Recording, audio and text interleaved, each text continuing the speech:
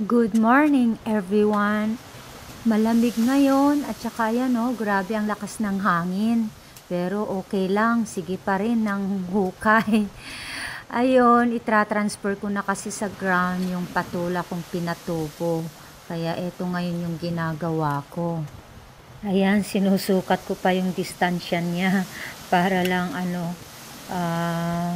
alam ko saan ko huhukayin. Panahon na naman kasi para magtanim at magpatubo ng mga vegetables. Yan yung mga kaligayahan kong gawin.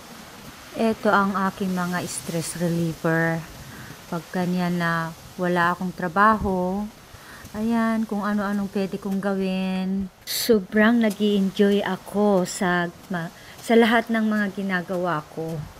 Dito sa bakuran man, or sa loob ng bahay, or sa RV, talagang nakaka-relax.